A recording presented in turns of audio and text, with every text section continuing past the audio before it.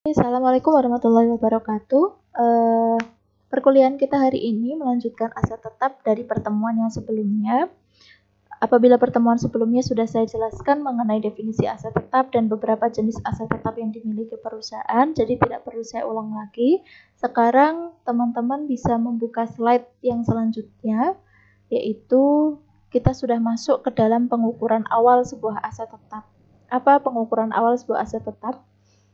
Yang artinya dari pengukuran awal sebuah aset tetap itu merupakan sebuah bentuk memberikan harga atau mematok harga, berapa sih harga aset tetap yang dimiliki perusahaan termasuk dengan biaya perolehan dan biaya-biaya lain yang menunjang nilai dari aset tetap tersebut. Jadi sebuah aset tetap itu dapat disebut sebagai aset tetap ketika dia memiliki kualifikasi yang diakui disertai dengan biaya-biaya perolehan. Nah, di sini ada beberapa jenis biaya yang perlu dicantumkan atau diikutkan atau dimasukkan ke dalam biaya pengukuran awal yang nantinya masuk dalam nilai aset tetap itu, yaitu ada biaya perolehan. Yang kedua, biaya yang dapat diatribusikan secara langsung. Yang ketiga adalah biaya pembongkaran dan pemindahan aset tetap, serta restorasi lokasi aset. Jadi biaya perolehan sudah jelas, misalkan teman-teman membeli mesin fotokopi untuk kantor atau untuk perusahaan, atau membeli mesin-mesin lain ya, aset tetap lain, itu biaya perolehan itu artinya adalah biaya-biaya, mungkin biaya seperti biaya perolehan pada waktu membeli aset tetap disertai dengan biaya-biaya lain, seperti contohnya pengenaan biaya biaya transportnya dan sebagainya, itu masuk ke dalam biaya perolehan gitu. Nah ini, jadi kalau untuk biaya yang terkait aset yang dimiliki manfaat, seluruh biaya perolehan merupakan seluruh biaya yang terkait aset yang memiliki manfaat di masa mendatang. Nah, jadi di sini artinya bahwa biaya perolehan ini hanya diperuntukkan untuk aset tetap yang betul-betul memiliki manfaat di masa mendatang. Kalau untuk aset tetap yang hanya berkisar 1-2 tahun saja, dia tidak masuk ke dalam biaya perolehan. Berarti secara otomatis aset tersebut tidak disebut sebagai aset tetap. Seperti yang sudah kita pelajari sebelumnya, bahwa aset tetap itu minimal umur ekonomisnya adalah paling kecil atau minimalnya ada 5 tahun. Jadi kalau ada aset yang di bawah dari umur 5 tahun itu, maka dia tidak disebut sebagai aset tetap. Gitu. Dan biaya perolehannya tidak diperhitungkan dalam perhitungan nilai aset tersebut. Seperti itu ya. Nah, kemudian di sini yang kedua adalah tadi kita sudah belajar yang pertama tadi ada biaya perolehan. Yang kedua di sini, nah setelah adanya biaya perolehan, di situ biasanya kan ada biaya yang diatribusikan secara langsung gitu ya. Nah, biaya yang diatribusikan secara langsung itu contohnya apa saja? Seperti biaya imbalan kerja yang timbul dari pembangunan, kemudian biaya penyiapan lahan, biaya hal-hal lain yang mungkin berpengaruh dalam peletakan aset tetapnya, atau mungkin berpengaruh terhadap tapi berpengaruh terhadap nilai dari aset tetap tersebut. Misal kayak diuji nih aset tetapnya nilainya berapa, terus menyiapkan tempat yang pas itu diukur, biaya pengukurannya berapa, misalkan begitu. Terus ada biaya perakitannya, biaya pemasangan dan sebagainya, itu namanya biaya yang diatribusikan secara langsung. Nah, selanjutnya di sini adapun beberapa jenis kelompok biaya yang tidak masuk dalam komponen biaya perolehan, yaitu yang pertama biaya pembukaan fasilitas baru, biaya pengenalan produk baru, biaya penyelenggaraan bisnis lokasi baru. Jadi artinya di sini adalah biaya-biaya yang sebetulnya dia itu tidak masuk dalam pembelian aset tetap tadi. Semisal biaya pembukaan fasilitas baru. Di sini kan kalau kita membeli mesin, otomatis itu kita akan memasangkan mesinnya, menaruh mesinnya, dan sebagainya. Nah, ketika kita memasangkan mesinnya, menaruh mesinnya, itu terdapat biaya perolehan pastinya. Tapi kalau di sini ada pembukaan fasilitas baru, artinya misalkan dari mesin yang sudah kita miliki itu kemudian memerlukan fasilitas baru lain, misalkan contohnya ada mesin fotokopi, tapi mesin fotokopi tersebut harus diperbarui lagi, atau mungkin dia membeli mesin yang baru, maka di situ tidak masuk ke dalam biaya perolehan dan lain sebagainya di sini. Kalau nanti mungkin kalau ada yang ingin ditanyakan oleh teman-teman bisa langsung ditanyakan dalam sesi perkuliahan.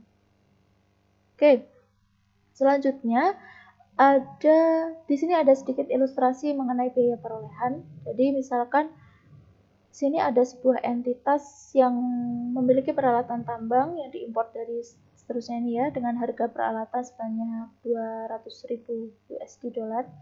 Kemudian ada biaya asuransi dan ada biaya freight, ini biaya angkutnya sebesar 10.000 US dollar. Peralatannya dikenai pajak bea cukai, kemudian ada masukan sebesar 15%, kemudian ada PPN dan PPN BM. PPN itu pajak pertambahan nilai 10%, PPN BM itu pajak pertambahan nilai untuk barang mewah. Itu biasanya digunakan untuk barang-barang yang nilainya lebih besar dari 100 juta. Tapi tergantung dari bunyi PPh pasal 22 yang terbaru. Tapi yang terakhir itu kurang lebih ketika ada biaya ada barang yang nilai importnya itu atau nilai perolehannya itu berkisar antara 100 sampai sekian juta gitu. Nah, oke. Kemudian cara perhitungannya bagaimana? Di sini kita perlu mengetahui berapa nilai peralatannya ditambahkan dengan biaya berapa biaya perolehannya. 10.000 ini termasuk biaya asuransi dan biaya angkutnya. Nah, kemudian biaya masuknya berapa?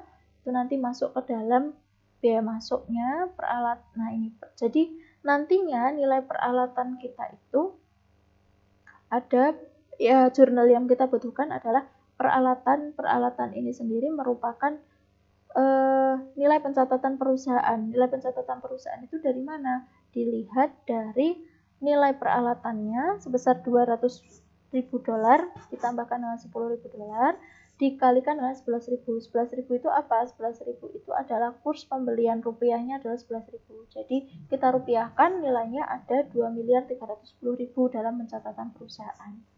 Gitu. Itu untuk satu yang pertama mencatat nilai peralatan dan dicatatkan berapa jumlah hutang karena ini pembeliannya secara hutang. Kalau di dalam perusahaan tersebut dikatakan ada pembelian secara tunai, berarti kreditnya di sini kas.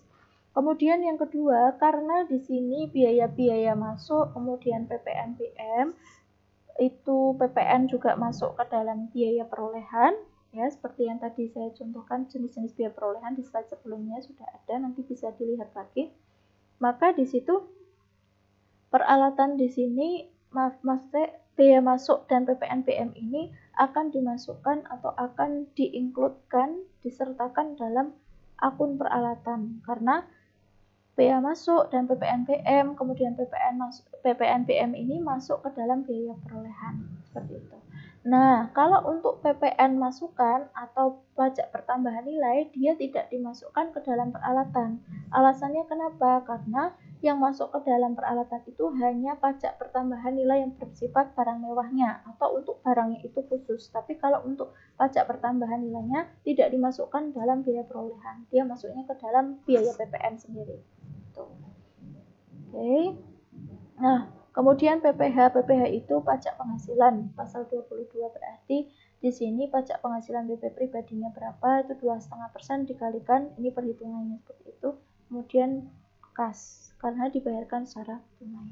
Yang artinya di sini yang perlu teman-teman perhatikan adalah bahwa dalam pencatatan biaya masuk dan PPN BM itu tidak lagi dimasukkan ke dalam jenis-jenis pajak, tetapi langsung dimasukkan ke dalam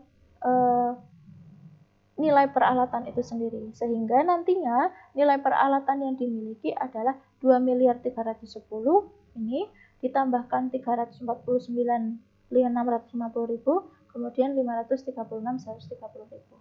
Jadi totalnya ada 3.195.780.000 gitu. Nah, ini untuk ilustrasi yang kedua, teman-teman bisa melihat kira-kira mana saja biaya perolehan yang terdapat dalam perusahaan PT Kelana ini yang diakui dalam pembelian mesin, ya. Jadi ini soal yang pertama tadi, ini yang kedua. Yang kedua, PT Kelana dalam rangka memperoleh mesin, mereka membeli mesin dengan harga 20 miliar. 1.300.000.000 biaya tenaga kerja untuk memodifikasi dan sebagainya. Nah, nanti bisa kita lihat dalam pengukuran awal itu biaya pembukaan pabriknya sebesar 23.700 miliar. Jadi artinya di sini untuk perolehan awal biaya perolehannya yang diakui adalah biaya perolehan mesinnya 20 miliar, kemudian biaya tenaga kerjanya 1.300.000, kemudian 200 itu adalah biaya penyiapan lokasi pabrik, 300 itu untuk biaya freight-nya atau biaya angkutnya pengirimannya, kemudian PPN dan PPNBM juga masuk ke dalam bukan PPNBM. PPNBM saja yang masuk, PPN-nya tidak. Berarti yang masuk adalah sebesar 1.500.000 ini PPNBM-nya. Oke, terus nah 200 sama 250 ini adalah yang 250 pertama itu adalah biaya mengesat tempatnya dan sebagainya. Nah, kemudian di sini ada biaya 150 itu biaya 150 itu adalah biaya engineering gitu. Nah, kalau untuk biaya yang tidak masuk dalam biaya perolehan apa saja? Nah, biaya yang tidak masuk dalam biaya perolehan adalah 350 yaitu berupa grand opening, biaya promosi produk 800 juta dan 130 yang masuk ke dalam biaya administrasi. Oke, jadi selain biaya-biaya itu tadi seluruhnya dimasukkan ke dalam biaya perolehan. Gitu ya. Jadi yang perlu teman-teman ketahui, apa saja jenis biaya perolehan, ya kemudian apa saja jenis biaya yang diatribusikan langsung dan apa saja jenis biaya-biaya untuk mengesat tempat dan sebagainya, retribusi dan sebagainya itu juga perlu diketahui. Itu. Nah, ini nanti kita akan pelajari. Oke, itu pengukuran awal, ya. Silakan kalau ada teman-teman yang ingin menanyakan. Oke, materi kita sampai di sini dulu. Untuk selanjutnya, materi yang selanjutnya kita akan melanjutkan ke berapa harga perolehan bangunan, kemudian perolehan tanah seperti apa dengan menggunakan PSAK yang ke-13. Karena di sini kalau sebelumnya kita belajar mengenai investasi atau aset ini, itu masuk ke dalam PSAK nomor 16. Tapi kalau khusus untuk investasi properti, kita sudah mulai masuk ke dalam PSAK nomor 13 yang tentunya peraturannya juga berbeda, gitu ya. Kemudian perolehan ininya, pengukuran awalnya, bagaimana biaya dan aset tersebut diukur dan seterusnya. Oke, terima kasih. Demikian kita buka sesi pertanyaan dalam diskusi kita pada perkuliahan hari ini. Terima kasih. Wassalamualaikum warahmatullahi wabarakatuh.